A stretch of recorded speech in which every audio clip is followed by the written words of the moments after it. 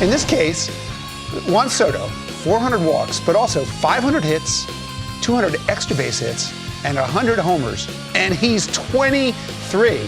So I got to thinking, I wonder who else in history got to all of those numbers this young. Well, I've heard of these people. Mickey Mantle, Ted Williams, Mel Ott, and Juan Soto. That's the whole list. And, you know, I do this all the time.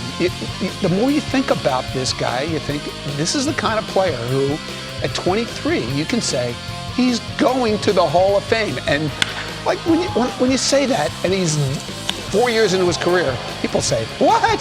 What are you talking about?" But look at the company he keeps every time you compare his career to anybody else's. He's essentially the best hitter in the game, too. Mel Ott, by the way, you see Mel Ott's way up there on those lists. Mel Ott debuted at the age of 17 for the Giants, so no child labor laws back in 1926. Imagine you're 17 years old, you're playing in the major leagues. It happened way back when.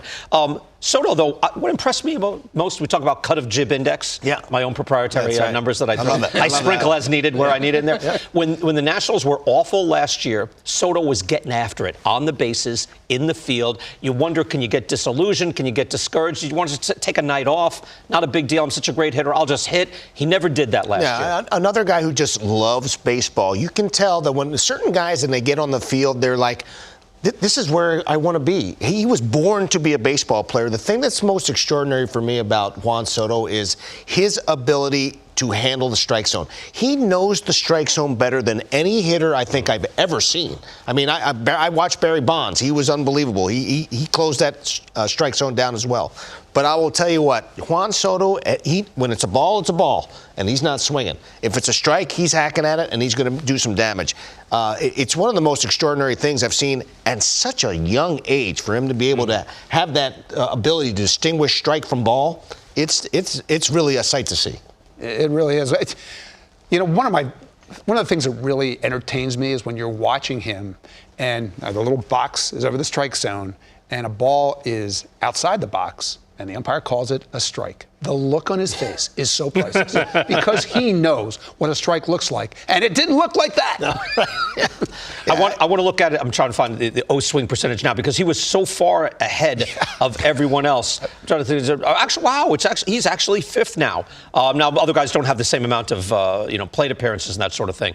But normally that's what I always look for. O-swing. How often are you chasing a ball outside of the zone? He's normally number one. And it's a real test for him because take a look at the percentage of pitches thrown in the zone to him and the percentage of first pitches thrown in the zone.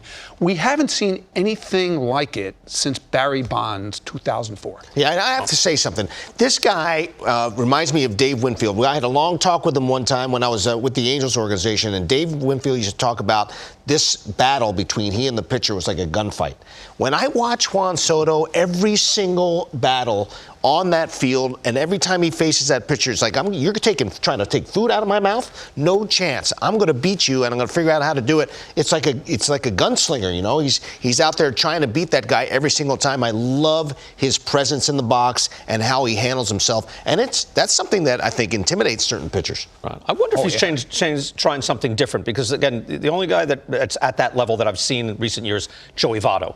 And Votto will pick and choose what style of batting he's into at that moment. Soto was actually 14th in O-swing, and he's only percentage points back. Taylor Ward is number one, but normally he's so far ahead. So maybe he's expanding his zone. I think to try to do a little something. As I said, nobody wants to throw him a strike, right. And they definitely don't want to throw him a first pitch strike. And you can see the frustration. I hadn't seen it at all before this year. Mm-hmm. Watch him. Right. There's definitely some traces of it. Could you explain to me? I know Jason Starr can. What was the thing he came up with, but it was a suspended game, and so that game technically was on another date? So it kind of messes his anniversary. He homered before his debut. All right, today is the 4-year anniversary of his debut. However, there was a suspended game that got suspended a few days before his actual debut. Yeah. He wasn't in the big leagues when that game started. He got called up. when the game got resumed and homered. So if you look at his day-by-days in his career, it'll appear that he homered before his debut, and that's hard. That quirk. That's pretty. I that's knew pretty you, quirky. I knew you would have that. I knew You knew there he was some going to be weird special when you thing. did. He's a time traveler. Yeah. That's it. Yeah. Future generations, like, how could this possibly be done? That's how it could be done. All right. Time to check out the biggest Happy for Grand Slams of the week, presented by Dairy Queen.